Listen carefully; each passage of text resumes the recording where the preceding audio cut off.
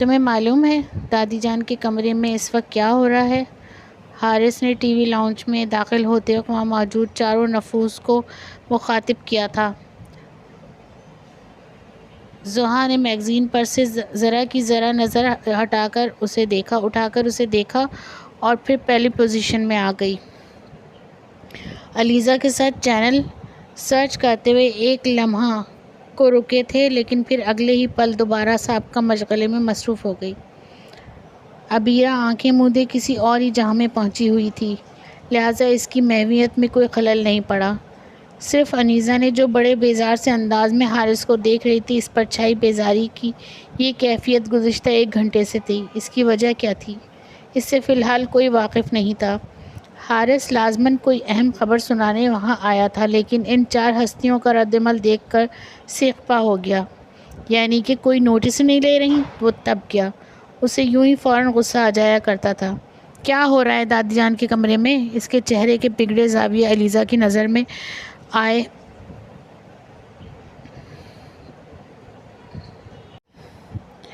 مجھے نہیں معلوم، تم خود جا کر دیکھ لو۔ وہ گرنے کے انداز میں صوفے پر بیٹھا تھا، انداز میں ناراضی تھی۔ دادی جان یقیناً اپنی دونوں بہوؤں کو ڈانٹ رہی ہوں گی۔ زحا نے میگزین پر سے نظریں ہٹائے بغیر سرسری سے انداز میں قیاس آرائی کی۔ ان کے کمرے میں اکثر و بیشتر ایسے ہی کارروائیاں ہوا کرتی تھیں۔ یا پھر دونوں بیٹوں کو پکڑے بہوؤں کے گلے شکوے کر رہی ہوں گی۔ علیزہ نے بھی خیال کے گھوڑے دوڑائے۔ یا پھر دونوں بہوؤں کے ساتھ مل کر اپنے بیٹوں کی غیر ذمہ داری اور لاپرواہی پر اظہار خیال کر رہی ہوں گی۔ عبیرہ نے بھی ایک لمحے کو آنکھیں کھول کر گفتگو میں حصہ لیا۔ تم کیوں پیچھے رہ گئیں؟ تم بھی اپنی رائے کا اظہار کر دو۔ حارث ابھی بھی چڑھا ہوا تھا۔ اس نے انیسہ کی طرف رخ کیا۔ اپنی بات کا یوں چٹکیوں میں اڑایا جانا اسے قطعاً پسند نہیں آیا تھا۔ میرے سر میں درد ہو رہا ہے، پلیز مجھے تنگ نہ کرو، انیسہ نے اسی بیزاری سے اسے ٹوکا۔ بھاڑ میں جاؤ تم سب لوگ، میں بھی نہیں بتا رہا۔ اب کی بار اسے غصہ آ گیا۔ جب غیر نتو خیروں کے ساتھ تمہارے رشتے طے ہو جائیں تب میری مدد مت مانگنا۔ زحا کے ہاتھ سے میگزین چھوٹ کر نیچے جا گرا۔ علیزہ نے گھبرا کر ریموٹ دور پھینکا۔ عبیرہ ایک لمحے کے لیے 1000ویں حصے میں موجودہ دنیا میں لوٹ آئی۔ انیسہ کی بیزار شکل پر اچنبھے کے تاثرات در آئے۔ حارث پلیز بات تو سنو۔ کنکیوں سے انہیں دیکھتا وہ کمرے سے نکلنے کو تھا کہ اکلوتی بہن کے ہونے کے ناطے زحا نے ذرا بان سے کہا، تم تو خواہ ہی ناراض ہو گئے، ہم تمہاری بات سن تو رہے تھے۔ علیزہ نے سراسر جھوٹ کا سہارا لیا۔ عبیرہ بھی نزدیک نکل آئی۔ انیسہ نے دل تو نہیں چاہ رہا تھا، لیکن بہرکیف بات اسے بھی سننا تھی۔ حارث ان سب لوگوں پر گویا احسان کرتے ہوئے دوبارہ وہاں بیٹھا۔ تم چاروں کے لائف پارٹنرز کے بارے میں کیا ترجیحات ہیں؟ اس نے گویا کسوٹی کھیلنا شروع کی۔ سب سے پہلے زحا تم بتاؤ، اس نے اپنی اکلوتی بہن کو مخاطب کیا۔ ہو گئی نا شروع اقربا پروری، یہی ہمارے معاشرے کی خرابی ہے، انیسہ نے بڑبڑائی۔ معاشرہ اور اس کی برائیاں؟ وہ موضوع تھا جس پر وہ بلا تکلف اظہار خیال کر سکتی تھی۔ تم فکر نہ کرو، تم سے بھی یہی سوال کروں گا۔ حارث نے رخ موڑ کر اسے دیکھا۔ ان دونوں کی کچھ زیادہ ہی لگتی تھی۔ ہاں تو زحا بتاؤ، کیا خوبیاں دیکھنا چاہو گی اپنی لائف پارٹنر میں؟ وہ دوبارہ زحا کی طرف متوجہ ہوا۔ زیادہ تو نہیں، بس ایجوکیٹڈ ہو، ہینڈسم، اسمارٹ ہو، فیملی اچھی ہو، لوننگ اور کیئرنگ ہو اور سب سے بڑھ کر کریکٹر بہت اچھا ہو۔ زحا نے نان اسٹاپ خوبیاں گنوائیں۔ ایسے لائف پارٹنر کے لیے تو تمہیں فرد اشتیاق سے رابطہ کرنا پڑے گا، وہی مہیا کر سکیں گی، انیسہ نے مخلصانہ مشورہ دیا تھا۔ بی بی حقیقی دنیا میں لوٹ آؤ، صرف ایک شخص کی پائی جانے والی خوبیوں کا ذکر کر رہا تھا، تم نے تو 10 افراد میرے سامنے لا کھڑے کیے۔ حارث کو اپنی اکلوتی بہن سے اس ناسمجھی کی توقع نہیں تھی، لہٰذا ناصحانہ انداز اختیار کیا۔ اچھا پھر ایجوکیٹڈ تو لازمی ہو، فوراً قناعت پر اتر آئی۔ تم بتاؤ علیزہ، تمہاری کیا خواہش ہے؟ اس نے رخ علیزہ کی طرف کیا۔ لوننگ اور کیئرنگ ہو، اس نے غالباً پہلے ہی سوچ لیا تھا، سو فوراً بولی۔ دیکھو بھائی، یہ تو ہو نہیں سکتا کہ امی ابو میرے لیے کسی ان پڑھ شخص کا انتخاب کریں، پڑھا لکھا ہو، یہ میرے ماں باپ کی خواہش ہوگی۔ دادی جان مجھے بے تحاشا پیار کرتی ہیں، ان کی پوتی کی کیئر کرنے والا ہو، یہ دادی کا مطالبہ ہوگا۔ اور رہ گئی میں چاہوں گی کہ بندہ اسمارٹ ہو۔ ابیرہ اگرچہ سب سے چھوٹی تھی لیکن پھر بھی کافی چالاک تھی، اس کا اندازہ سب کو تھا۔ سب نے شکوہ کنایہ نظروں سے اسے دیکھا۔ اب آپ ارشاد کریں میڈم انیسہ عمر صاحبہ، آپ کا بندہ کیسا ہونا چاہیے؟ حارث مکمل طور پر اس کی طرف متوجہ ہوا۔ بس بندہ ہونا چاہیے، انیسہ نے ایک لمحے سے بھی بیشتر جواب دیا۔ اس کا جواب یہی ہو سکتا تھا۔ ہاں صحیح کہہ رہی ہو، تمہیں بندہ بھی مل جائے تو بڑی بات ہے۔ حارث فوراً متفق ہوا، انداز سراسر چڑھانے والا تھا۔ تم ہم سے کسوٹی کھیلے جا رہے ہو؟ یہ نہیں بتا رہے کہ دادی جان کے کمرے میں کیا باتیں ہو رہی ہیں۔ اس سے بیشتر کہ انیسہ بھی اسے کوئی کرارا جواب دیتی، زہا نے جھٹ بات کا رخ اصل مسئلے کی طرف موڑ دیا۔ 2 عدد رشتے ڈسکس ہو رہے ہیں۔ ہیں؟ واقعی؟ کون ہے؟ کہاں سے آئے؟ تابڑتوڑ سوالات ہوئے۔ امین انکل کے فرزند ارجمند نمبر 1 اور فرزند انجمن نمبر 2۔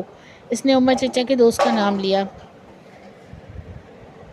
امین انکل کے تو 6 بیٹے ہیں، تو فرزند ارجمند نمبر 3 اور نمبر 4 کا ذکر کیوں نہیں ہو رہا؟ یہ ابیرہ تھی جو بے صبری سے بولی، اف، یہ گھر کی آخری لڑکی ہونا بھی کتنا دردناک ہے۔ اس نے حسرت سے آہ بھری جس پر سب نہیں حسب توفیق اسے گھورا۔ اچھا تم یہ بتاؤ اور کیا پتہ چلا؟ زہا نے اور علیزہ دونوں کے چہروں پر اشتیاق تھا۔ بس میں نے تو ابھی اتنا ہی سنا تھا، میں نے سوچا پہلے چل کے اطلاع تمہیں دے دی جائے۔ حارث اب ریلیکس ہو چکا تھا، سو ریموٹ اٹھا لیا۔ جب اتنی بات سن لی تھی تو باقی بھی سناتے، اتنی جلدی کیا تھی بھاگ کر آنے کی؟ ابیرہ نے منہ بنایا۔ تم بے فکر رہو، تمہارا نمبر 3 ہے اور رشتے 2 عدد ہیں، لہٰذا تم بھی رنگ سے فی الحال باہر ہو۔ حارث نے فوراً حساب برابر کیا۔ زہا اور حارث جڑواں تھے اور تایا جان کی اولاد تھے، لیکن علیزہ، انیسہ اور ابیرہ بالترتیب چچا جان کی دختران تھیں۔ دادی جان آج کل بڑے شد و مت سے اپنی 4 سگڑ پوتیوں کے لیے بر ڈھونڈ رہی تھیں اور خاندان کی جملہ تقریبات میں نظر کا چشمہ لگائے ہر آئے گئے کا جائزہ لینے میں مشغول رہتی تھی کہ شاید کوئی ڈھنگ کا پیس نظر آ جائے۔ اگر کسی تقریب میں پوتیاں بھی ہمراہ ہوتی تو کرتی ہی رہ جاتی جب اس قسم کے فقرے کانوں میں پڑتے۔ رضیہ، یہ نیلی شرٹ والا لڑکا کون ہے؟ اور جب پتہ چلتا کہ خالہ سریا کا بیٹا ہے تو پارا چڑھ جاتا۔ سارا غصہ اس بات پر ہوتا کہ اتنا اچھا لڑکا خالہ سریا جیسی نامعقول عورت کا لخت جگر کیوں ہے۔ کچھ دیر تک تو قدرت کی اس ستم ظریفی پر اظہار افسوس کرتی، پھر توجہ کسی اور کی طرف مبذول ہو جاتی۔ بادامی شلوار قمیض میں جو گورا سا لڑکا ہے، اس کا حدود اربع کیا ہے؟ اب یہ سوچ ہی رہی ہوتی کہ کہیں آس پاس سے ایک بچہ بابا بابا کی گردان کرتا اس بادامی سوٹ والے خوبصورت لڑکے کی گود میں جا چڑھتا۔ اب دادی اس بات کا رونا روتی کہ اتنی جلدی لڑکوں کی شادیاں کر دینے کی کیا تک ہے۔ ایسے میں دادی کے پہلو میں بیٹھی 4 پوتیوں کا بس نہیں چل رہا ہوتا کہ اپنی پیاری دادی جان کی توجہ اس بیکار مشغلے سے کیسے ہٹائی جائے۔ دادی دیکھے تو دلہن پر کتنا روپ آیا ہے۔ زہا انہیں ٹہوکا دیتی اور بادل ناخواستہ اسٹیج کی جانب کر لیتی۔ 2-4 منٹ تک اسٹیج کا جائزہ لیتے رہنے کے بعد ان کی آنکھوں میں چمک سی دوڑ جاتی۔ دولہا کے پیچھے جو لڑکا کھڑا ہے وہ کون ہے؟ دریافت بھی پوتیوں سے ہی کیا جاتا۔ کون سا لڑکا دادی جان؟ یہاں تو بہت لڑکے ہیں، وہ اکتا کر جواب دیتی۔ ذرا آنکھ کھول کے دیکھو، ویسے تو اتنے بڑے بڑے دیدے ہیں، خاک نظر نہیں آتا۔ وہ الٹا انہی پر خفا ہو جاتی۔ وہ جس نے کالا کوٹ پہن رکھا ہے اس کا پوچھ رہی ہوں۔ ہمیں کیا پتہ دادی، اب اس کالے کوٹ والے سے جا کر پوچھ لیں۔ علیزہ بھی چڑھ جاتی۔ کالے کوٹ والے سے پوچھنا دادی جان کے لیے بذات خود کوئی مسئلہ نہیں تھا، مشکل صرف یہ تھی کہ اسٹیج پر چڑھنا ان کے اپنے بس سے باہر تھا۔ ہر تقریب سے واپسی پر دادی پوتیوں کے چہرے کے زاویے بگڑے ہوتے۔ دادی کو گوہر مقصود نہ ملنے کا رنج ہوتا تو پوتیاں گوہر مقصود کی تلاش میں کیے جانے والے سروے سے طیش میں آئی ہوتی۔ دادی جان اور چچی جان دونوں فریقین کو سمجھا بجھا کر ٹھنڈا کرتی۔ کئی دنوں تک تو گھر میں یہی موضوع ڈسکس ہوتا، پھر چند روز کے بعد سکون کی فضا میسر آ جاتی، لیکن یہ سکون عموماً عارضی ہی ہوتا کہ کسی اور تقریب کا بلاوا آ جاتا۔ دادی کی یہ سرگرمیاں ہمیشہ سے نہیں تھیں، بس جب سے زہا اور علیزہ نے گریجویشن کی اس وقت سے ہی ان کے دل میں پوتیوں کے ہاتھ پیلے کرنے کی فکر سوار ہو گئی تھی۔ ان دونوں کو گریجویشن کے 3 سال ہو گئے تھے۔ اب تو انیسہ اور ابیرہ بھی BA کر چکی تھی۔ ابیرہ نے ان دونوں کی طرح BA کے بعد تعلیم کو خیر بات کہہ دیا تھا، لیکن انیسہ نے آگے ایڈمیشن لینے کو ترجیح دی تھی۔ وہ ایجوکیشن میں ماسٹر کر رہی تھی۔ ایسے میں دادی جان کی فکریں بے جان نہ تھیں۔ تایا جان یا چچا میں سے کوئی انہیں یہ تسلی دیتا کہ ابھی بچوں کی عمر ہی کیا ہے تو وہ اور تب جاتی۔ میاں اس عمر میں ہم 2 بچوں کی ماں تھیں، لیکن اماں اب زمانہ بدل چکا ہے، بڑی بہو بھی زبان کھولتی۔ ہاں زمانہ بدل گیا، اسی وجہ سے تو زیادہ فکر ہے ہمیں۔ ہمارے وقتوں میں لوگوں کا اندر باہر ایک سا ہوتا تھا، آج کل کی طرح لوگوں کے چہرے نقاب نہیں چڑھے ہوتے تھے۔ یہی سوچ کر تو ہال اٹھتے ہیں کہ نہ جانے کیسے لوگوں سے سابقہ پڑے گا۔ تم لوگوں میں تو اتنی سمجھ بھی نہیں کہ اگلے بندے کو صحیح طرح سے جانچ پرکھ لو۔ تمہارے آسرے پر میں اپنی پوتیوں کو نہیں چھوڑ سکتی، اسی لیے جلدی مچا رہی ہوں کہ چاروں پوتیوں کا رشتہ اپنے ہاتھوں سے طے کروں تاکہ سکون سے تو مر سکوں۔ شادیاں تم بھلے 10 سال بعد کرنا۔ پاندان کا ڈھکن کھٹاک سے بند کرتے ہوئے وہ بات ختم کر دیتی۔ بات واقعی صحیح تھی۔ جب سے لوگوں نے دولت کو شرافت کا معیار بنایا تھا، طبقہ اشرافیہ میں ایسے لوگوں کی اکثریت ہو گئی تھی جو شرافت کو محض لباتے کے طور پر استعمال کرتے تھے۔ 2-4 بار ان لوگوں کے لیے بھی ایسے ہی ہوا تھا۔ زہرا اور ایلیزا کو کسی تقریب میں پسند کر کے لوگ ان کے گھر آئے تھے، لیکن ان کے لہجے میں چھپا لالچ اور انداز و اطوار سے چھلکتے سطحی پن کا اندازہ لگاتے ہی دادی جان نے انہیں ڈرائنگ روم سے ہی رخصت کر دیا تھا۔ کسی رشتے پر بڑوں کو اکٹھا بیٹھ کر غور و فکر کرنے کی نوبت کم ہی آئی تھی، لیکن اب معاملہ امین انکل کا تھا جو چچا جان کے پرانے دوست تھے۔ ویسے تو بوجہ ملازمت ان کی زندگی کا زیادہ تر حصہ اسلام آباد میں گزرا تھا، لیکن جب کبھی بھی اپنے آبائی شہر ملتان آنا ہوتا تو ان کے گھر ہی ٹھہرتے تھے۔ ان کی بیگم گھریلو خاتون تھی، گھر سے کم ہی نکلتی تھی، البتہ امین انکل کے ہاتھ سب کے لیے تحفے تحائف بھجواتی رہتی تھی۔ امین انکل نے اپنی پرانی دوستی کو اس رشتہ داری میں بدلنے کی خواہش کا اظہار کیا تھا۔ باقی سب تو ٹھیک تھا، لیکن دادی جان کا موقف تھا کہ جب تک وہ خود لڑکوں کو دیکھ کر تسلی نہیں کر لیتی، ہاں نہیں کریں گی۔ دادی جان کا تو خود تو اسلام آباد جانا کافی مشکل تھا۔ سوتیبہ یہ پایا کہ امین انکل کی فیملی کو باقاعدہ انوائٹ کیا جائے تاکہ امین انکل کی مسز بھی ان لوگوں کے طور اتوار اچھی طرح دیکھ لے اور ان لوگوں کو بھی لڑکوں سے ملاقات ہو جائے۔ پروگرام تو سادہ سا تھا، جس کو عملی جامہ پہنانے کے لیے ان لوگوں کو فون کر کے انوائٹ کر لیا گیا۔ مہمانوں کی آمد کا سن کر دادی خاصی پرجوش ہو گئی تھیں، خود بھی سارا دن مصروف رہتی اور پورے گھر کو بھی ساتھ لگائے رکھتی۔ انیزہ کی یونیورسٹی جانے کے باعث کافی حد تک بچت ہو جاتی تھی، البتہ زہا، علیزہ اور عبیرہ گھن چکر بنی ہوئی تھیں۔ دادی جان کی ہدایت پر عمل کیے جاتی اور بڑبڑائے جاتی، سارا جوش و خروش بھاپ بن کر اڑ گیا تھا۔ بہرحال دادی جان کی تنقیدی نگاہوں اور کڑی نگرانی کی بدولت گھر کا کونا کونا لشکاریں مار رہا تھا۔ ڈرائنگ روم سمیت کئی گھروں کی اثر نو سیٹنگ کر دی گئی تھی۔ اوپر کی منزل پر واقع 3 کمرے مہمانوں کے لیے سیٹ کر دیے گئے تھے۔ کوریڈور اور برآمدے اور پچھلا صحن ہمیشہ ہی چمکائے رہتے تھے کہ ان کے گھر کے مکینوں کو ننگے پاؤں پورے گھر میں گشت کرنے کی عادت تھی، لہٰذا سارا دن کوئی نہ کوئی لڑکی جھاڑو پوچھا اٹھائے نظر آتی، اور بقول دادی جان یہی وہ واحد کام ہے جو یہ لڑکیاں بغیر کہے کرتی ہیں۔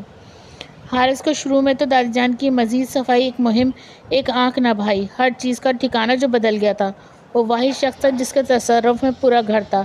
ہر کمرے میں اس کی کوئی نہ کوئی چیز پڑی ملتی۔ کتابیں دادی جان کے کمرے میں پائی جاتی کیونکہ وہ رات کو وہیں بیٹھ کر پڑھنے کا عادی تھا۔ اس کی اپنی وارڈروب میں وہی 2-4 کپڑے ہوتے جو دادی جان دھو کر پریس کروا کر رکھتی، باقی چیزیں کہاں یہ اس کا سردرد نہیں تھا۔ جوتے جرابیں نہیں مل رہے تو زحا کے کمرے سے نکلیں گے، کل یونیورسٹی سے سیدھا اسی کے پاس گیا تھا۔ والٹ موٹر سائیکل کی چابی اور موبائل فون لاؤنج میں پڑا رہتا، اکثر تو ایسا ہوتا تھا کہ موبائل بج رہا ہے اور 4 لڑکیوں میں سے کوئی بچتا موبائل اٹھائے گھر میں ادھر سے ادھر اسے ڈھونڈ رہی ہوتی تھی۔ دادی چڑ جاتی، واحد لڑکا ہے جو موبائل تک سنبھال کر نہیں رکھ سکتا، ورنہ اور کچھ ہونا ہو لڑکے کم از کم موبائل کو ضرور سینے سے لگائے رکھتے ہیں۔ بہرحال دادی جان کو اس صفائی مہم کے نتیجے میں پورے گھر میں بکھرا اس کا پھیلاوا سمٹ کر اس کے اپنے کمرے تک محدود ہو گیا تھا، جس سے اسے ازحد الجھن ہو رہی تھی۔ ذرا بتاؤ، رات کے 11:30 بجے خیال آئے کہ کل کے اسائنمنٹ کی تیاری کر لی جائے۔ یک بستہ سردی میں اپنے کمرے سے نکل کر دادی جان کے کمرے میں پہنچا تو اطلاع ملی ساری کتابیں تو اس کے اپنے کمرے میں رائٹنگ ٹیبل پر نہایت سلیقے سے رکھی ہوئی ہیں، یہ بھی کوئی تک ہے؟ وہ واپس پلٹتے ہوئے جھنجھلایا۔ جوتے جرابیں نہیں ملے، وہ سیدھا زحا کے کمرے میں جا پہنچا۔ انیزہ بیڈ پر کتابیں پھیلائے نوٹس بنا رہی تھی۔ میرے جوتے رکھے تھے یہاں۔ بیڈ کے نیچے جھک کر دیکھنے پر بھی جب کچھ نہ ملا تو انیزہ کو مخاطب کیا، اچھا وہ بھی انیزہ تھی۔ یوں سر ہلا کے اچھا کہا کہ جیسے حارث نے کوئی اہم اطلاع دی ہو۔ میں نے تمہیں کوئی اطلاع نہیں دی، دریافت کیا ہے۔ اسے ہنوز کتابوں میں منہک دیکھ کر جھنجھلا گیا۔ اگر پوچھ رہے تھے تو تمہیں یوں کہنا چاہیے تھا، میرے جوتے کہاں رکھے ہیں؟ انیزہ نے عادتاً اس کی تصحیح کی۔ اچھا بابا بتاؤ، میرے جوتے کہاں رکھے ہیں؟ حارث کو غالباً دیر ہو رہی تھی۔ صلح جو انداز میں اختیار کیا، تمہارے جوتے؟ اس نے ذہن پر زور ڈالا۔ پتہ نہیں۔ زور ڈالنے کے بعد یہی جواب سامنے آیا تھا، اور یہ جواب سن کر حارث کا دماغ گھوم گیا۔ اگر نہیں پتا تھا تو میرا ٹائم کیوں ضائع کیا؟ سچی مجھے واقعی نہیں پتا۔ انیزہ نے موڈ خلاف توقع اچھا کی تھا، لہٰذا سچے دل سے اسے وضاحت دینا چاہیے، لیکن وہ اسے گھورتے باہر نکلنے ہی والا تھا کہ زحا واش روم سے برآمد ہوئی۔ تمہارے جوتے تمہارے کمرے میں ہی ہیں، شورک میں دیکھو۔ وہ ساری گفتگو سن چکی تھی، سو فوراً اس سے صحیح جواب فراہم کیا۔ کیوں؟ میرے کمرے میں کیا کر رہے ہیں میرے جوتے؟ وہ چڑ گیا۔ خواہ مخواہ اتنا ٹائم جو ضائع ہو گیا تھا، ایک تو اس گھر میں کوئی چیز صحیح جگہ پر نہیں ملے گی۔ وہ بڑبڑاتا ہوا نکل گیا۔ کچھ دنوں سے یہی سین چل رہا تھا، لیکن یہ ہوا کہ مہمانوں کی آمد کسی نہ کسی وجہ سے ملتوی ہوتی گئی۔ گھر بھی آہستہ آہستہ پرانی روٹین پر آ گیا۔ دادی بھی مایوسی ہو گئی تھی۔ اب بلا وجہ کیوں کرفیو لگا کر رکھا ہے؟ وہ یہی سوچ کر کچھ نہ کہتی۔ حارث کے مزے آ گئے۔ لڑکیاں پرانی سرگرمیوں میں مشغول ہو گئیں۔ زحا کام سے فارغ ہو کر اپنے ہاتھ پاؤں کی حفاظت کرنے میں لگی رہتی۔ اس کے ہاتھ پاؤں تھے بھی بہت خوبصورت۔ انیزہ کو باقی کاموں سے کوئی خاص شغف نہیں تھا۔ اس کے دو ہی شوق تھے، یا تو سلائی مشین پر کپڑوں کی سلائی میں لگی رہتی، یا پھر چینل سرچ کرتی ملتی۔ ابیرہ کو مطالعے سے شغف تھا۔ اس کے ذمہ برتن دھونا تھے۔ بقول اس کے برتن دھو کر یوں لگتا ہے جیسے اب تو میرا یہی محبوب مشغلہ ہے۔ انیزہ زیادہ تر پڑھائی میں لگی رہتی۔ وہ اگرچہ ابیرہ سے بڑی تھی، لیکن پھر بھی گھر کے کام کاج میں ابیرہ کی نسبت کم ہی ماہر تھی۔ بہرحال دن معمول کے مطابق گزر رہے تھے، اور ایسے دنوں میں سے ایک دن وہ تھا جب بالکل اچانک امین انکل کی بیگم کی آمد ہوئی۔ ان کے ساتھ فرزند ارجمن نمبر 1 تھا۔ دوپہر کے قریب وہ لوگ پہنچے تھے۔ زحا، انیزہ اور ابیرہ تینوں گھر کے کام کاج نمٹا کر لاؤنج میں ڈیرا ڈالے بیٹھی تھیں۔ زحا کسی میگزین میں سے کوئی ٹوٹکا بآواز بلند پڑھ رہی تھی۔ انیزہ اپنی تمام تر توجہ کے ساتھ سلائی مشین پر جھکی ہوئی تھی۔ ابیرہ کے ہاتھ میں مختصر حسین تارڑ کی پیار کا پہلا شہر تھی۔ دادی جان صوفے پر بیٹھے بیٹھے اونگ رہی تھیں۔ ایسے میں ڈور بیل کی آواز نے گویا سور سا پھونکا۔ تائی جان گیٹ کھولنے اٹھ گئیں۔ شاید انیزہ آ گئی۔ امی ہاتھ پوچھتے ہوئے کچن سے نکلی تھی، لیکن تائی جان کے ساتھ ایک شناسا سا چہرے والی خاتون اور اسمارٹ سے لڑکے کو دیکھ کر چونک گئیں۔ پھر ایک لمحے کے بھی 1000ویں حصے میں انہوں نے مسز امین کو پہچان لیا تھا۔ تائی جان اور امی دونوں سادہ مزاج خواتین لاؤنج میں موجود لڑکیوں کو سنبھلنے کا ذرا بھی موقع دیے بغیر مہمانان گرامی کو اپنے جلوں میں لے کر خوش سیدھی ادھر ہی چلی آئیں۔ تینوں لڑکیاں چونکہ بچپن کے بعد آج پہلی مرتبہ سمینا آنٹی کو دیکھ رہی تھیں، سو پہچان نہ پائیں، محض گڑبڑا کر رہ گئیں۔ تائی جان نے ہی تعارف کروا کر مشکل آسان کی۔ یہ اور بات کہ تعارف حاصل کرنے کے بعد ان کی گھبراہٹ میں اضافہ ہی ہوا۔ پہلا خیال تینوں کو اپنے حلیے کا ہی آیا تھا۔ دادی جان کی کئی دنوں کی نصیحت کے بعد تینوں نے آج صبح سر میں خوب سارا تیل ڈال کر مالش کروائی تھی۔ تیل لگا کر وہ سب کتنی ہونک لگتی ہیں، اس کا انہیں بخوبی اندازہ تھا۔ اوپر سے امی بھی مہمانوں کو لے کر سیدھی وہیں چلی آئیں۔ بیٹا، دادی جان کو تو اٹھاؤ۔ وہ تینوں سلام دعا کر کے باہر نکلنے کے چکر میں تھی جب تائی جان نے کہا۔ دادی کی نیند اس عمر میں بھی غضب کی تھی۔ ارد گرد سے بالکل بے نیاز ہو کر سوتی تھی۔ یہ اور بات اٹھنے پر یہی کہتی تھی کہ اب تو بس اونگ لیتے ہیں۔ گہری نیند سوئے ہوئے تو مدت ہو گئی۔ اپنی والدہ کے فرمان پر زحا نے ان کو اٹھانے کی کوشش کی، جبکہ انیزہ اور ابیرہ سلائی مشین اور ارد گرد پھیلے کپڑے سمیٹنے لگی۔ دادی جان کو یوں نیند میں خلل ڈالنا پسند نہیں آیا تھا، لہٰذا انہوں نے زحا کو گھورنے کی پوری کوشش کی، لیکن آنکھیں کھولتے ہی لاؤنج کے ماحول میں واضح تبدیلی کی وجہ سے ان کا دماغ ایک دم سے بیدار ہوا تھا۔ سمینا آنٹی فوراً بڑھ کر ان سے ملی تھیں، ساتھ ہی اپنے فرزند ارجمن کا تعارف بھی کروایا۔ یہ میرا بڑا بیٹا ہے فراز۔ وہ بھی اپنی ماں کی تقلید میں آگے بڑھ کر دادی کے آگے جھکا۔ لڑکا تو اچھا ہے۔ ان کے سر پر ہاتھ پھیرتے ہوئے دادی فی الوقت یہی سوچ پائی تھیں۔ سمینا آنٹی اب اپنی اچانک آمد کا احوال سنا رہی تھیں۔ کئی دفعہ پروگرام بنا کر کینسل کرنا پڑا۔ آنا تو سب کو اکٹھے ہی تھا۔ کبھی ان کے بابا کی کوئی پر مصروفیت نکل آتی تو کبھی یہ لوگ ہاتھ نہیں لگتے تھے۔ میں تو مایوس ہو گئی تھی۔ آج بھی فراز دفتر کے کام کے سلسلے میں آ رہا تھا، سب کا اکٹھے آنا تو ممکن نہیں تھا۔ میں نے سوچا میں اس کے ساتھ ہی چل پڑتی ہوں۔ بہت اچھا کیا۔ اب ایسا کرو تم لوگ ہاتھ منہ دھو لو، سفر کی تھکان اتر جائے گی۔ دادی جان نے دوست مشورہ دیا۔ زحا بات سنو بیٹا۔ دادی جان نے پوتیوں کی تلاش میں نظریں دوڑاتے ہوئے بآواز بلند پکارا تو زحا کا جیا چاہا اپنا سر پیٹ لے۔ بادل نخواستہ وہ ایک بار پھر لاؤنج میں آ گئی۔ یہ میری سب سے بڑی پوتی ہے، ابصار کی بیٹی۔ ماشاء اللہ بہت پیاری ہے۔ آنٹی مسکرا رہی تھی جبکہ ان کے بیٹے نے ایک نظر اپنی ماں پر ڈال کر وہ دوسری اس پیاری لڑکی پر نظر ڈالی جسے اپنی ماں کے بیان کی صداقت جانچ رہا ہو۔ زحا کھڑی جزبز ہو رہی تھی۔ جی دادی جان کیوں بلایا تھا؟ بالآخر اس نے پوچھا۔ ہاں بیٹا، اپنی آنٹی کا سامان گیسٹ روم میں لے جاؤ، دادی جان نے کہا تو اس نے سر ہلا کر سامان کی تلاشی میں نظریں دوڑائیں۔ سمینہ آنٹی کے قدموں کے قریب ایک چھوٹا سا بیگ دھرا تھا۔ باقی سامان کہاں ہے؟ دادی نے دریافت کیا۔ ارے سامان کیسا؟ سمینہ آنٹی ہنسی۔ کل صبح کی تو واپسی ہے۔ یہ فراز یوں ہی ہوا کے گھوڑے پر سوار رہتا ہے۔ اے لو، اتنے ساروں بات تو آئی ہو، وہ بھی تو یوں کھڑے کھڑے۔ دادی نے اپنائیت بھرے انداز میں انہیں ڈپٹا۔ اس کے بعد سمینہ آنٹی نے کئی تعویلیں پیش کرنا چاہیں لیکن دادی کے آگے ایک نہ چلی۔ بالآخر طے پایا کہ فراز پروگرام کے مطابق کل چلا جائے گا جبکہ سمینہ آنٹی کچھ روز قیام کریں گی۔ اس ساری گفتگو کے دوران زحا بڑی تحمل سے ایک طرف خاموش کھڑی رہی جبکہ اندر کچن میں علیزہ اور عبیرہ کو اس کی حالت پر ہنسی آ رہی تھی۔ اللہ اللہ کر کے پروگرام طے ہوا تو زحا مہمانوں کو اپنی ہمراہی میں لے کر گیسٹ روم کی طرف بڑھی۔ بیگ اس کے اٹھانے سے بیشتر ہی فراز نے اٹھا لیا تھا۔ کیا کرتی ہو بیٹا آپ؟ سمینہ آنٹی نے سیڑھیاں چڑھتے ہوئے دریافت کیا۔ میں آنٹی آج کل تو فارغ ہی ہوتی ہوں، اس نے بڑی متانت سے سچائی بیان کی۔ گریجویشن تو مکمل کر لیا نا؟ ہاں جی، 3 سال ہو گئے۔ اس بات میں جواب دیتے ہوئے اس نے مدت بھی بتا دی جو انہوں نے ہرگز بھی نہیں پوچھی تھی۔ گھر تو بہت پیارا سیٹ کر رکھا ہے۔ آنٹی کو خاص طور پر سیٹ کیے کمرے کی آرائش خاصی بھائی۔ جی، اوپر والے تینوں کمرے دادی جان نے اپنی مرضی سیٹ کروائے ہیں۔ ایک تو ان میں سلیقہ بہت ہے، دوسرا ان کی چائز بھی بہت اچھی ہے۔ آج اس کے انداز میں حد درجہ انکساری در آئی تھی۔ خاصی ذمہ دار پوتی تھی۔ پوتی کی مانند اس نے اپنی ساری دادی جان کی جملہ صفات بیان کی۔ انٹیریئر ڈیکوریشن کے علاوہ اور کیا مشاغل ہیں دادی جان کے؟ فراز سے رہا نہ گیا، مسکراہٹ دباتے ہوئے پوچھ لیا۔ جی؟ وہ چونک گئی۔ سمینہ آنٹی بھی مسکرا رہی تھی، وہ ایک دم خجل ہو گئی۔ بھلا اس میں اتنا ہنسنے والی کیا بات ہے؟ میں نے عام سی بات تو کی تھی۔ اس نے حیرانی سے سوچا۔ اچھا آنٹی آپ لوگ فریش ہو جائیں، اس نے وہاں سے نکلنے کے لیے پر تولے، ورنہ آنٹی ابھی مزید گپ شپ کے موڈ میں تھی۔ نیچے آ کر اس نے منوان ساری بات علیزہ اور عبیرہ کے گوش گزار کی۔ دونوں نے حسب توفیق اسے گھورا۔ بے وقوف، وہ دادی جان کا رشتہ لینے نہیں آئے جو ان کی صفات جملہ صفات پہ اتنی تفصیل سے روشنی ڈالنے بیٹھ گئی تھیں۔ بھلا کیا امپریشن پڑا ہوگا ان پر؟ کس کا امپریشن؟ دادی جان کا؟ زحا نے حیرانی سے دریافت کیا۔ جی نہیں، ہمارا۔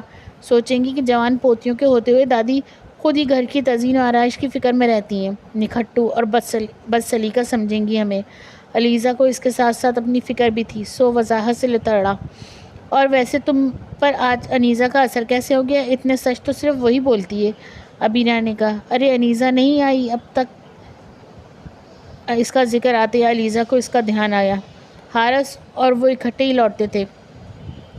حارث واپسی پر اس کو پک کرتا تھا۔ وہ تو آ ہی جائے گی، تم ذرا جلدی سے سلاد بناؤ، میں پھلکے ڈال لیتی ہوں۔ زحا نے اس کی توجہ گھڑی کی طرف دلوائی۔ فی الوقت تو گھر میں موجود لوازمات میں سے مہمانوں کی خاطر مدارات کی جا رہی تھی کیونکہ زیادہ اعتماد کا وقت نہیں تھا۔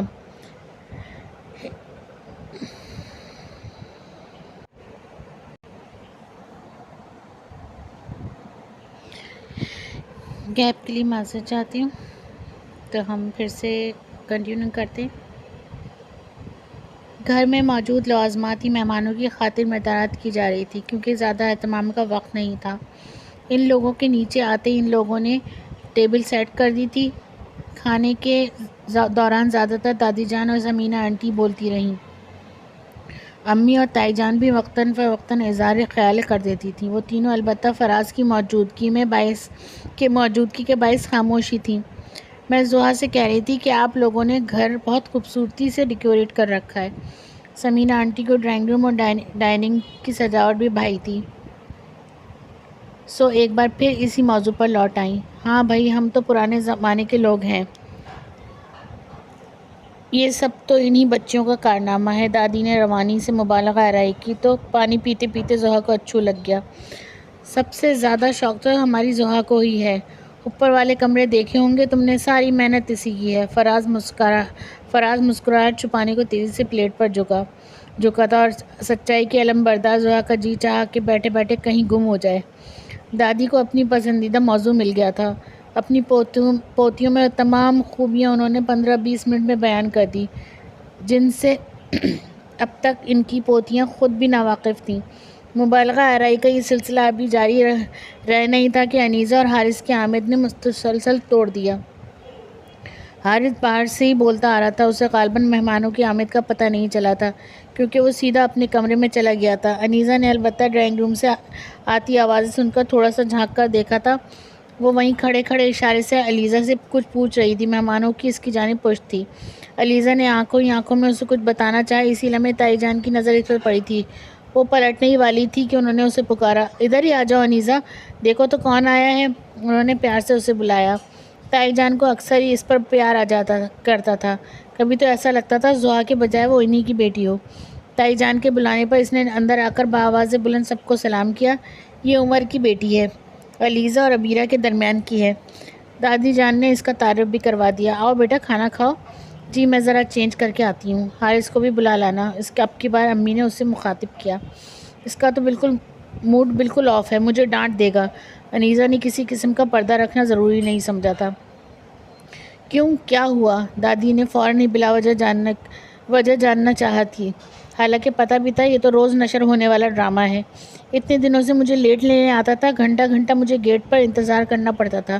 آج صبح میں نے تایا جان سے شکایت کر لگا دی، اسی پر ناراض ہے۔ بس اتنی سی بات پر؟ دادی جان کو تعجب ہوا۔ ہاں بس، اس نے کرنی کترانی چاہیے، آج بھی لیٹ ہی آیا ہوگا۔ تائی جان نے اندازہ لگایا، آخر ماں تھی اس کی، نہیں آج تو ٹائم پر آ گیا تھا۔ انیسہ نے کچھ ہی ہچکچاہٹ امیز انداز میں تسلیم کیا، تو پھر آج لیٹ کیوں ہو گئے؟ اب کی بار امی نے مداخلت کی، نہ جانے اس گھر کی ان تینوں خواتین کو ہر بات کو اندر تک جاننے کی جلدی کیوں ہوتی تھی۔ عبیرہ، علیزہ اور زحا دونوں کو بس کیوں اور کیسے کی گردان سے شرمندگی ہو رہی تھی۔ مجھے اس بات پر یقین ہی نہیں تھا کہ وہ ٹائم پر آ جائے گا۔ میں اندر اپنی دوستوں کے پاس بیٹھی رہی، روزانہ کے ٹائم پر جب باہر نکلی تو یہ تپ رہا تھا۔ ایک دن 1 گھنٹہ انتظار کرنا پڑ گیا تو اس میں اتنا غصہ کرنے والی کیا بات ہے؟ اس کے لہجے میں سادگی تھی۔ علیزہ کا پوری شدت سے دل چاہا کہ یا تو اس کا سر پیٹ لے یا پھر اپنا۔ اچھا تم چینج کر کے آؤ۔ امی نے گہرا سانس لیتے ہوئے اسے اندر بھیجا۔ میں حارث کو بلا لاتی ہوں۔ زحا بھی اٹھ گئی، باہر جا کر علیزہ کی کلاس جو لینی تھی۔ فراز ایک روز قیام کے بعد واپس چلا گیا تھا۔ حارث کے ساتھ اس کی اچھی گپ شپ ہو گئی تھی۔ تایا جان اور چچا تو اس سے پہلے بھی ملے ہوئے تھے، لیکن گھر کی جملہ خواتین کے ساتھ اس کی پہلی ملاقات تھی جو کافی اچھی رہی۔ اچھے مزاج کا لڑکا ہے، عادات و اطوار بھی نیک ہیں، یہ دادی جان کی رائے تھی۔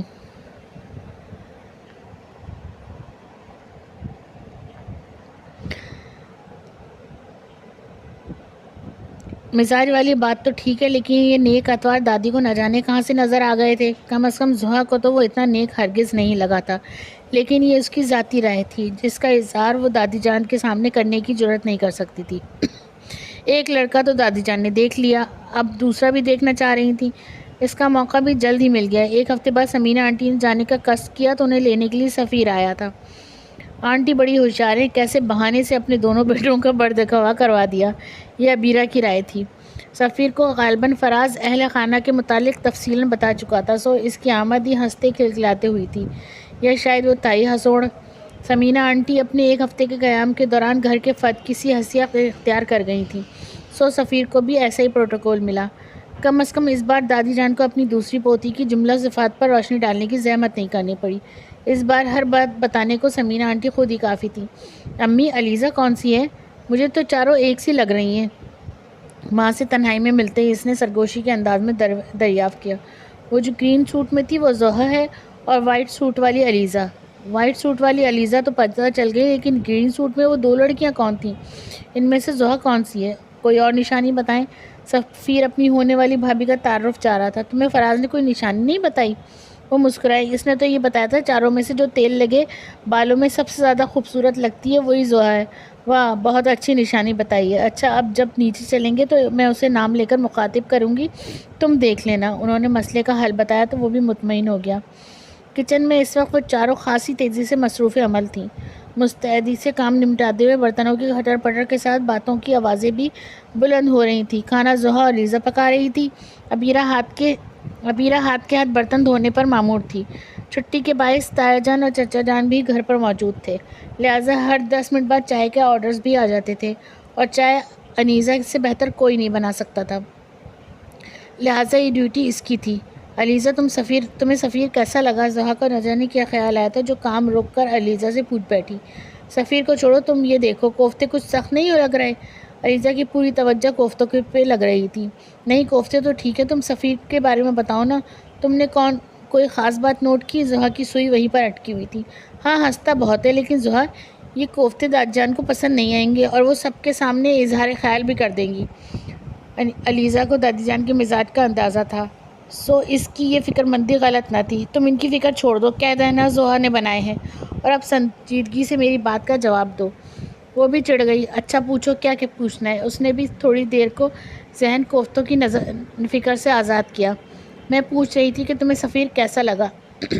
زحا نے گہری سانس لیتے ہوئے ایک بار پھر سوال دہرایا. میں کیا بتاؤں، ابھی تو ٹھیک سے دیکھا ہی نہیں ہے. کیوں؟ کل رات کو تم ابو کے لیے چائے لے کر گئی تھی تو وہ بھی تو وہی تو تھا. وہ اتنی دیر تم وہاں رکی رہی، دیکھا ہی نہیں؟ ابیرہ کو حیرت ہوئی. آپس کی باتیں سوچا تو میں نے بھی یہی تھا کہ چائے دینے کے بہانے تفصیل سے دیکھ لوں گی، لیکن وہاں پہنچی تو ابو نے ٹی وی پر کیپٹل ٹاک لگا رکھا تھا. میں اس طرف متوجہ ہو گئی. اتنی مزیدار لائیو لڑائی آ رہی تھی سائنسدانوں کی. علیزہ کا دھیان کیپٹل ٹاک میں الجھ گیا. ویسے زحا، تم بار بار علیزہ سے یہ سوال کیوں پوچھ رہی ہو؟ انیزا نے اصل وجہ جاننی چاہی، اور اس سے پہلے کہ زحا اسے جواب دیتی حارث وہاں چلا آیا. دادی جان پوچھ رہی ہیں کھانے میں کتنی دیر ہے. آیا تو وہ پانی پینے تھا، لیکن ان کی باتوں میں مشغول دیکھ کر اپنی طرف سے دادی کا پیغام دیا، جس کا ٹھیک ٹھاک اثر ہوا. سب دوبارہ اپنے اپنے کاموں کی طرف متوجہ ہو گئیں. حارث، پلیز ایک کام کر دو. زحا نے اسے وہاں بیٹھنے کے موڈ میں دیکھا تو جھٹ پستہ بادام اس کے آگے رکھ دیے. ذرا ہوائیاں تو قدر دو. لاؤ پلیٹ دو. اس نے بلا چوچرت پستے اپنے سامنے رکھے. نہیں، تم یہ رہنے دو، میں کر لوں گی. تم سفیر کے پاس چلے جاؤ، بور ہو رہا ہوگا. انیزا نے ذمہ داری دکھائی. نہیں، وہ بور نہیں ہوگا کیونکہ دادی جان اسے کمپنی دے رہی ہیں. وہ ہنوز کام میں مصروف رہا. ہائے دادی جان، بھلا دادی جان اس سے کیا بات کریں گی؟ علیزہ کو اچنبھا ہوا. وہ اس سے ہر بات کر سکتی ہیں کیونکہ ہماری دادی جنریشن گیپ جیسی کسی چیز سے واقف نہیں ہے، اور پھر سامنے بھی تو سفیر ہے. 2 گھنٹے سے نہایت دلچسپی سے دادی جان سے اس کی شادی کا احوال سن رہا ہے. اگر واقعی ایسا ہے تو یہ بہت جلد دادی کی گڈ بکس میں آ جائے گا. زحا نے رائے دکھائی. آ جائے گا کیا مطلب؟ آ گیا ہے، حارث نے تصحیح کی. دادی جان اس کی فرما برداری اور تابعداری سے اس حد تک متاثر ہو گئی ہیں کہ اس کے سامنے تم سب کی کارگزاریوں پر بھی روشنی ڈال چکی ہیں.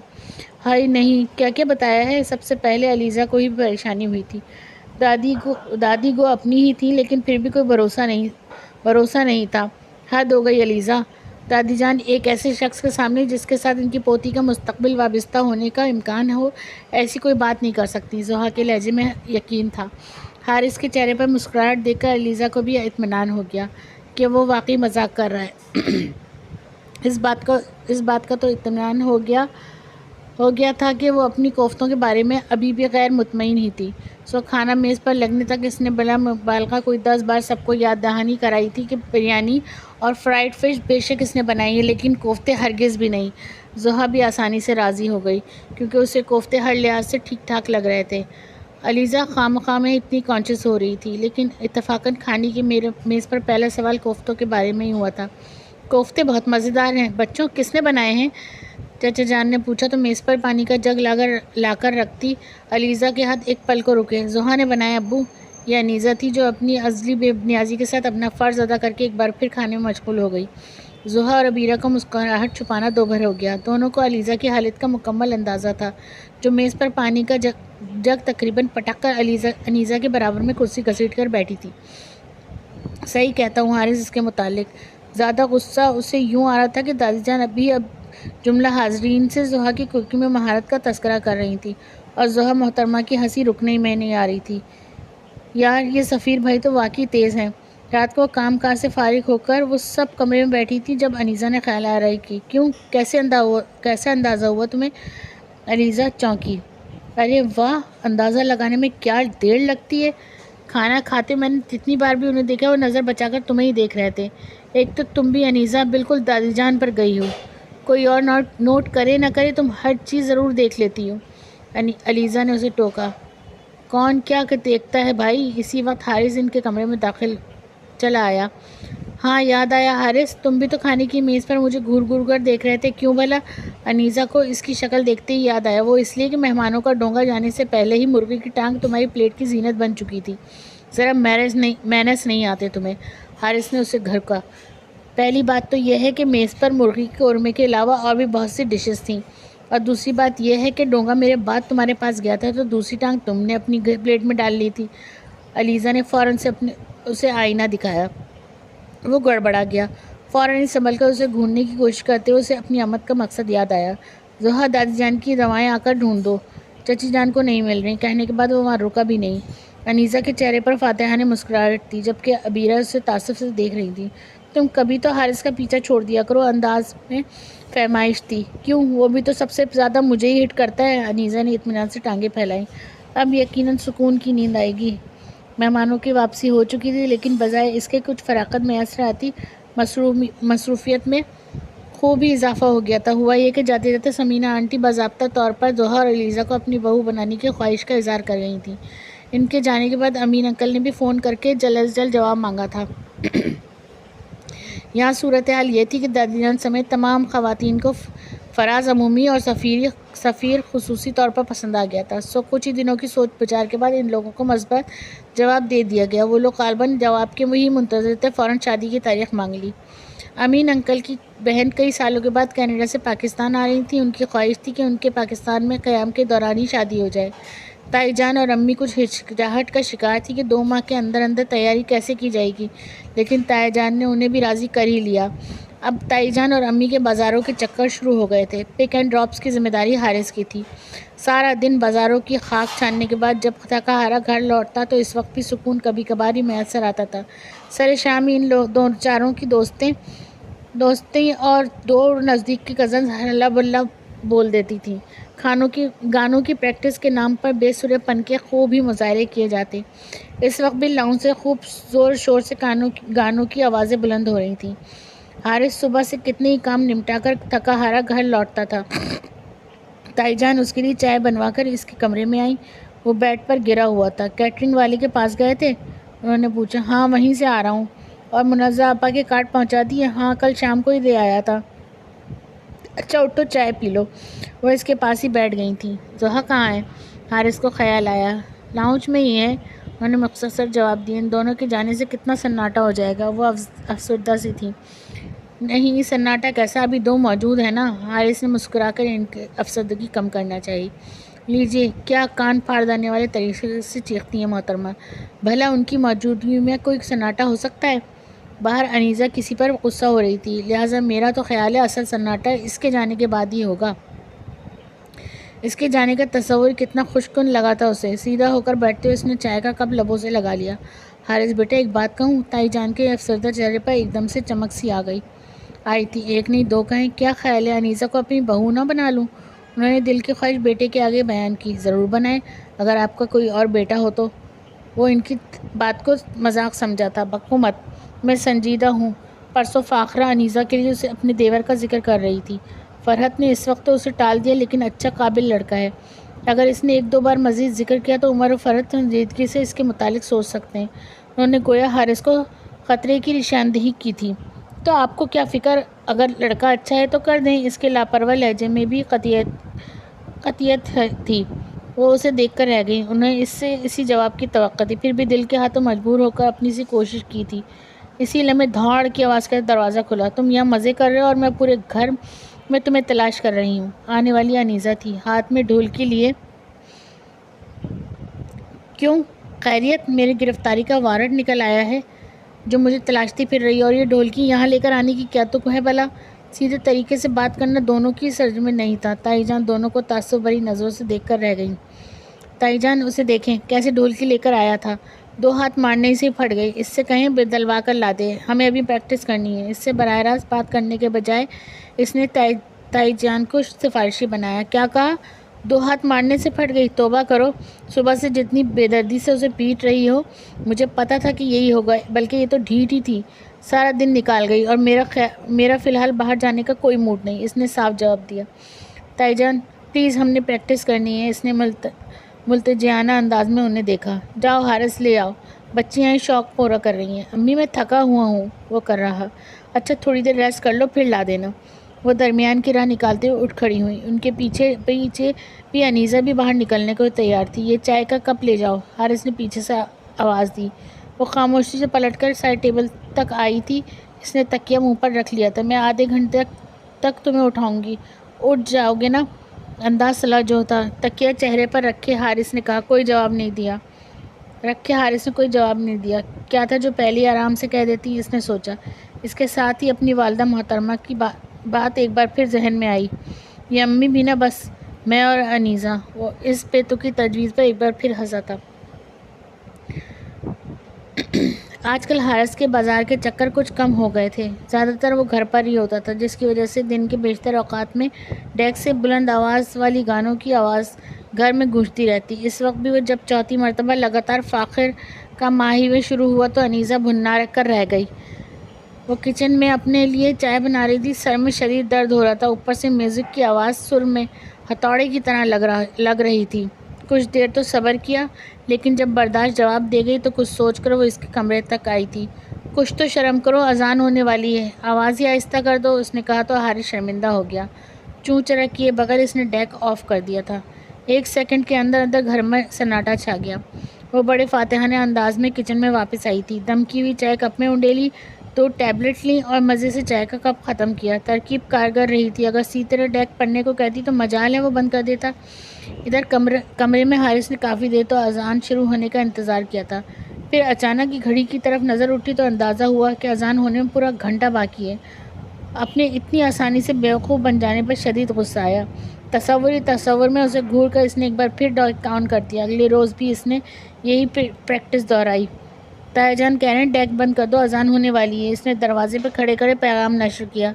حارث نے اس کی طرف قطعاً کوئی توجہ نہیں دی۔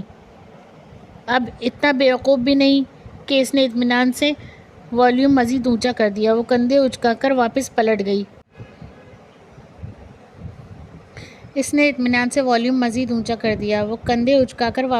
گئی۔ اس کے جانے کے بعد 2 منٹ بعد ہی تایا جان اس کے کمرے میں آئے تھے۔ کچھ تو لحاظ کر لو، نماز کا وقت ہے، اذانیں ہو رہی ہیں۔ انہوں نے خشمگین نظروں سے اسے دیکھا۔ اس نے شرمندہ ہو کر فوراً ہی ڈیک بند کر دیا۔ اذانیں واقعی شروع ہو چکی تھی۔ اسے انیزہ پر شدت سے غصہ آیا، جو اس وقت بڑے اطمینان سے ادھر ادھر ٹہلتی پھر رہی تھی۔ نہ جانے امی کو اس کی حرکتیں نظر کیوں نہیں آتی، جو میرے سر پر سوار کرنے کے خواب دیکھتی ہیں۔ کافی دیر تک وہ اندر ہی اندر بے شتاب کھاتا رہا۔ مہندی کا فنکشن اگرچہ رات کو تھا، لیکن صبح سے ہی گھر میں خوب ہلہ گلا مچا ہوا تھا۔ ہر کوئی کسی نہ کسی چکر میں بھاگا پھر رہا تھا۔ ایسا لگ رہا تھا کوئی ایمرجنسی نافذ کر دی گئی ہو۔ گو سب سے زیادہ مصروف وہ خود ہی تھا، لیکن باقیوں کی نسبت کچھ کم ہی شور شرابہ تھا۔ اس وقت بھی وہ کچھ سوچنے کے لیے دادی جان کے کمرے میں آیا تھا۔ باقی گھر کی نسبت یہاں کچھ زیادہ سکون تھا۔ وہ کمر سیدھی کرنے کے لیے دادی جان کے پلنگ پر ہی نیم دراز ہو گیا۔ دادی جان پلیز چائے پلوا دیں۔ کمر سیدھی ہوتے ہی جیسے ہی جسم کو ذرا سا سکون ملا، ویسے چائے کی طلب جاگی۔ دادی نے کمرے میں جھانکتے کسی بچے کے ساتھ عبیرہ یا انیزہ کو چائے بنوانے کا کہلوا بھیجا۔ نانی اماں، عبیرہ خالہ تو مہندی لگوا رہی ہیں اور انیزہ خالہ کہہ رہی ہیں حارث ماموں کو کچن میں ہی بلا لاؤ۔ اگر کمرے میں چائے بھیجی تو سب کے لیے بنانی پڑ جائے گی۔ بچہ بڑا فرما بردار تھا، جو 5 منٹ بعد ہی جواب لے کر آ گیا۔ دادی اور حارث دونوں انیزہ کی صاف گوئی پر لاحول پڑھ کر رہ گئے۔ وہ تو شکر تھا کہ نصرت چچی اور سائرہ مومانی تھوڑی دیر بعد ہی اٹھ کر باہر گئی تھیں، اور فی الوقت کمرے میں اس کے اور دادی جان کے علاوہ اور کوئی نہیں تھا۔ تمہیں بچے کے سامنے اتنی سچائی کا مظاہرہ کرنے کی کیا ضرورت تھی؟ حارث نے کچن میں جاتے ہی اس پر چڑھائی کر دی تھی۔ اگر کوئی سن لیتا تو؟ کیسے سن لیتا؟ میں نے فحش سے کہا تھا چپکے سے جا کر نانی اماں کو بتانا۔ اس نے قدر فخریہ لہجے میں اپنی چالاکی بیان کی۔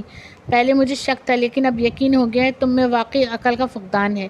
وہ اس بات پر یہی کہہ سکتا تھا۔ ایویں ابھی تھوڑی دیر پہلے فاخرہ آپی کی ساس دادی جان سے کہہ رہی تھی، آپ کی یہ پوتی بہت سمجھدار ہے۔ اس نے گویا اسے چڑھایا۔ ہاں، دور کے ڈھول سہانے، وہ بڑبڑایا۔ فاخرہ آپی کی ساس کے ذکر پر اسے امی کی بات یاد آئی تھی۔ اس نے ذرا غور سے انیسہ کو دیکھا جو کپ میں چائے ڈال رہی تھی۔ غالباً تھوڑی دیر پہلے ہی نہائی تھی۔ گیلے بال پشت پر پھیلے ہوئے تھے۔ ادھر ادھر جھولتی لٹوں کے بیچ صاف ستھرا سا چہرہ دمک رہا تھا۔ خوبصورت تو یہ ہے، لیکن یہ تو کوئی خاص بات نہیں ہوئی۔ شکل و صورت میں تو وہ چاروں ہی ایک سے بڑھ کر ایک تھیں۔ پھر فاخرہ آپی کی ساس کو اس میں کیا خاص نظر آ رہی تھی؟ اس کا ذہن ادھر ادھر کی سوچوں میں مصروف تھا۔ انیسہ نے چائے کا کپ اس کے سامنے لا کر رکھا تو وہ چونکا۔ سر جھٹک کر وہ چائے کی جانب متوجہ ہوا۔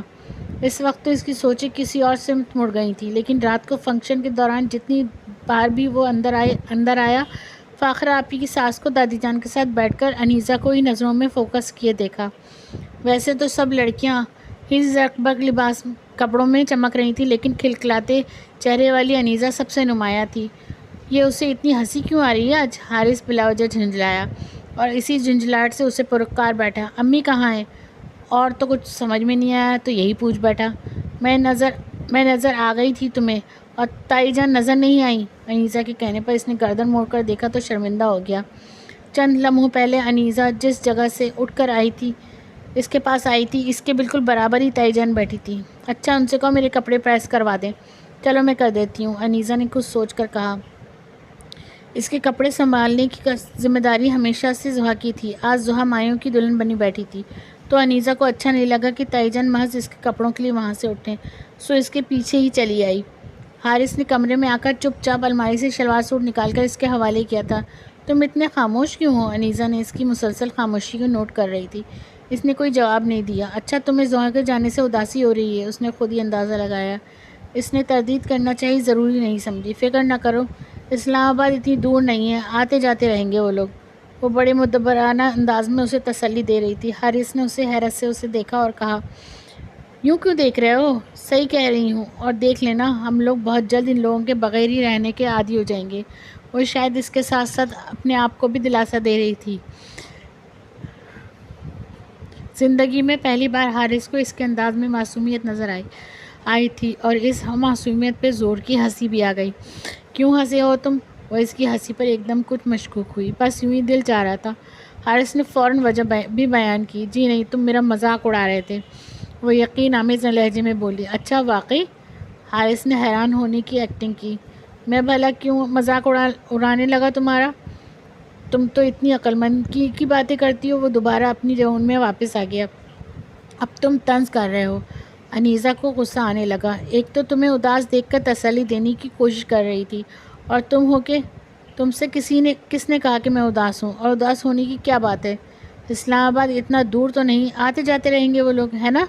چہرے پر اگرچہ زمانے بھر کی معصومیت طاری کر کے اسے انیسہ سے تائید چاہیے تھی، لیکن انیسہ تھی، اس کی رگ رگ سے واقف تھی۔ فوراً تب گئی۔ کتنا اچھا موڈ تھا، سارا خراب کر کے رکھ دیا۔ اس سے تو بھلائی کی بات ہی کرنا فضول ہے۔ کپڑے لے کر بڑبڑاتے ہوئے اس نے باہر کا رخ کیا۔ حارث سر جھٹکتے ہوئے مسکرا دیا۔ انشاءاللہ آپ کو نیکسٹ ایپیسوڈ بہت جلد مل جائے گا۔ میں اپنی کہانی یہیں تک بیان کر آپ کو سنا رہی ہوں۔ انشاءاللہ تعالی ہم پھر دوبارہ ایک نئی کہانی اس کے ایپیسوڈ کے باقی حصے کی طرف آئیں گے، اور